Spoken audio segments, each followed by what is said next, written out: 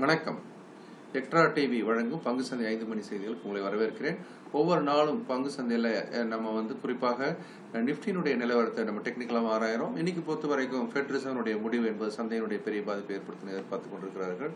Bank of Japan இந்த ஒரு வட்டி விகித மாற்றத்தை கொண்டு வரவில்லை, அதனால் சந்தையில் தாக்கம் இல்லை. ஆனால் ஃபெட் ரிசர்வ் வட்டி விகிதத்துக்கான வாய்ப்பு குறைவாக இருப்பதாக சொன்னாலும் கூட வருங்காலத்தில் ஏற்றுவதற்கான வாய்ப்பு இருப்பதை அறிவிப்பதன் மூலமாகவும் அது ஒரு தாக்கத்தை நம்ம இப்போ சார்ட்டுக்கு போயிடலாம். சார்ட்டில் நான் உங்களுக்கு டெய்லி சார்ட் அப்படின்னு நம்ம பார்த்தோம் அப்படின்னு சொன்னாக்கா, இதில் இப்போதைய நிலவரம் அப்படின்னு பார்த்தீங்கன்னாக்கா, தொடர்ந்து இங்கே பார்த்தீங்க அப்படின்னா ஒரு பெரிய கேப் டவுனுக்கு பிறகு ஒரு பக்கவாட்டு நகர்வு இருப்பதை பார்க்குறோம். 1 2 3 4 5 7 நாளும் ஒரு பக்கவாட்டு நகர்வு தான். இதில் எல்லாமே பார்த்தீங்கன்னா அந்த ஏற்றம் கூட ஒரு முயற்சி செய்து இதன் பிறகு ஒரு டோஜியாக மாறிடுச்சு. ஒரு ஸ்பின்னிங் டாப், ஒரு ஒரு எகெயின் டோஜி, எகெயின் டோஜி. அப்போ பார்க்கும்போது இந்த இடத்துல நமக்கு நிலவரம் அப்படின்னு பார்த்தீங்கன்னாக்கா, கிட்டத்தட்ட இந்த ஒரு இடம் அப்படின்றது ஒரு மிகப்பெரிய ஒரு சப்போர்ட்டாக மாறிக்கொண்டு 8760 அப்படின்னு சொன்னது நம்ம ஃபியூச்சர்ஸ் நிஃப்டியை பற்றி பார்த்துட்டு இருக்கிறோம். அதே மாதிரி மேலே அப்படின்னு பார்க்கும்போது இந்த குறுகிய இடம் அப்படின்னு பார்த்தீங்கன்னாக்கா, இந்த எல்லை 8780 கூட 8880 கூட எடுத்துக்கலாம். இப்போ 760 மேலே நீங்கள் சுருக்கமாக ஞாபகம் வச்சுன்னா 860 சொன்னாங்க. 100 புள்ளிகளுடைய இடைவெளியில் அது நின்றுட்டு இருக்கிறதாக பார்க்குறோம். அப்போது இந்த 100 புள்ளியை விட்டு மேலே எழும்பும் போது மேலேயோ கீழே தான் உண்மையான ஒரு நகர்வு வரலாம். மேலே இந்த சின்ன கேப்பை க்ளோஸ் பண்ணுறதுக்கு ஒருவேளை இதை தாண்ட முடியாமல் 8890 என்பதை ஒரு முக்கியமான எல்லையை கூட நம்ம எடுத்துக்கலாம். 8890 தாண்டுமானால் மிகப்பெரிய ஏற்றம் வருவதற்கான வாய்ப்பும், அது தாண்ட முடியவில்லை, சிரமப்பட்டால் மெல்ல மெல்ல தொடர்ந்து பக்கவாட்டு நகர்வுகளும் அதன் அடுத்த கட்டமாக பார்த்தீங்கன்னா கீழே அந்த 8760 உடைக்கும் போது இறக்கங்கள் ஆரம்பிக்கலாம் அப்படின்னு பார்க்குறோம். இதுதான் பொதுவான பிக் பிக்சருடைய நிலைமை அப்படின்னு பார்க்குறோம். இதே நம்ம இன்ட்ராடே அப்படின்னு நம்ம பார்க்கலாம். இன்ட்ராடேயில் அவளி சார்ட்டுக்கு போகலாம். அவளி சார்ட்டை பொறுத்த வரைக்கும் எப்படி இருக்குன்னு பார்க்கலாம். ஸோ இப்போ நம்ம அவளி சார்ட்டுக்கு போயிட்டோம். ஸோ அவளி சார்ட்டில் அப்படின்னு பார்த்தீங்கன்னாக்கா இன்னியோட பிஹேவியர் அப்படின்றத எடுத்து பார்த்தோம்னாக்கா ஒரு பெரிய இதில் மாற்றம் அப்படின்னு பார்த்தீங்கன்னாக்கா ஒரு கேப் அப் ஆகி கொஞ்சம் மேலே போச்சு. அப்புறம் பார்த்தீங்க அப்படின்னா தாக்கு பிடிக்க முடியாமல் கொஞ்சம் இறங்கி நிற்கிறத நம்ம பார்க்குறோம். ஆக இந்த நகர்வு அப்படின்னு சொல்கிறது பார்த்தீங்க அப்படின்னாக்கா நமக்கு கிட்டத்தட்ட பாருங்கள் ஒரு குறுகிய எல்லையிலே தான் தொடர்ந்து இருந்துகிட்டு இருக்கிறதா பார்க்குறோம். காலையில் ஒரு ஏற்றம் நிகழ்ந்தது.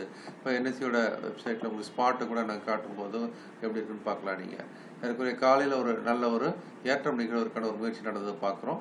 இதன் பிறகு இந்த ஏற்றம் ஏறி அதுக்கப்புறம் மெல்ல மெல்ல இறங்கி நேற்றைய முடிவு விலைக்கு அருகாமையிலே கிட்ட முடிஞ்சிருக்கிறத நம்ம பார்க்குறோம். அதான் தற்போதைய ஒரு நிலைமை. இதை அவளி சார்ட்டாக நம்ம இங்கே ஃபியூச்சர்ஸில் பார்க்குறோம்.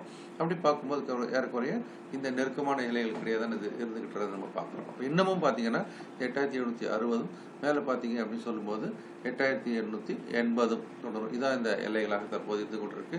இது இன்னும் கிட்ட போய் நம்ம பார்க்கலாம் அப்படின்னு சொன்னால் கொஞ்சம் கஷ்டப்படணும். ஏன்னா இந்த 100 புள்ளிகள் 80 புள்ளிகள் கிடையாதானது நகர்ந்து கொண்டிருக்கிறது. அதனால் நான் இன்னும் கொஞ்சம் இதை 15 மினிட் சார்ட்டாக மாற்றி பார்க்குறேன்.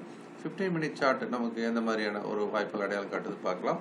15 மினிட்ஸில் பார்க்கும்பொழுதும் பார்த்தீங்க அப்படின்னாக்கா இந்த உச்சத்துக்கிட்ட தான் போய் இடிச்சு நிற்கிது. அதே மாதிரி இந்த பாட்டம், அதாவது நேற்றையோட லோவும் முந்தா நேரத்தோட ஹையும் அது ஒரு தடைநிலையாகவும் ஆதரநிலையாக தான் இருந்துகிட்டு இருக்கு. இது ரொம்ப கிட்ட போய் நம்ம பார்க்கலாம். நாளைக்கு வியாபாரம் பண்ணலாம். அப்படி பார்க்கும்போது நாளைக்கு ஃபெட் மீட்டிங் இன்னைக்கு முடிஞ்ச நாளைக்கு தாக்கம் தெரிஞ்சால் ஒரு கேப் அப்போ கேப் டவுனாக நடக்கக்கூட வாய்ப்பு இருக்குது. இருந்தாலும் இப்போ இருக்கக்கூடிய சூழ்நிலையில் அப்படின்னு பார்த்தீங்கன்னாக்கா முக்கியமான எல்லைகள் அப்படின்றது கிட்டத்தட்ட இந்த எல்லை எடுக்கலாம். 8830 அப்படின்ற ஒரு எல்லை கூட நம்ம இப்போதைக்கு எடுத்துக்கலாம். கீழே அப்படின்னு பார்த்தீங்கன்னாக்கா இந்த எல்லையை எடுத்துக்கலாம் 8780. இந்த 50 புள்ளிகளுக்கு இடையான கேப்பை கூட நம்ம இன்ட்ராடேயில் பார்க்கலாம். மற்றபடி 100 புள்ளிகள் கிடையாது. கீழே 8760 மேலே 8880 120 புள்ளிகளுக்கு இடையே அது நகர்ந்து கொண்டிருக்கிறத நம்ம பார்க்குறோம். ஆக அதனுடைய நிலவரம் அப்படின்றத இப்போ நம்ம பார்த்தோம். முக்கியமான எல்லைகள் இருக்கும். கீழே 8780 மேலே 8820 அப்படின்ற எல்லையை நம்ம வச்சுருக்கிறோம். ஸோ அந்த எல்லைகளை நான் இப்போ உங்களுக்கு வரைஞ்சி காட்டிடுறேன்.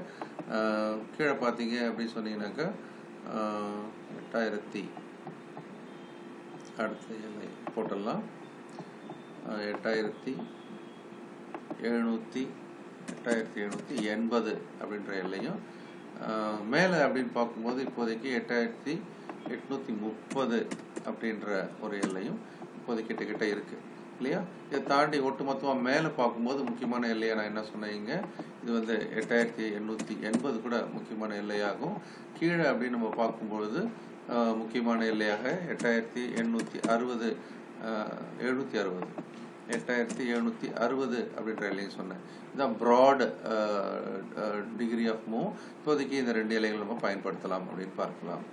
இந்த தகவல்கள் உங்களுக்கு உபயோகமாக இருக்குன்னு நம்புகிறோம். நீங்கள் சப்ஸ்கிரைப் பண்ணுங்கள், நம்மளையும் சப்ஸ்கிரைப் பண்ண வைங்க. நீங்களும் உங்களுடைய கமெண்ட்ஸ் அண்ட் லைக்ஸை போடலாம்.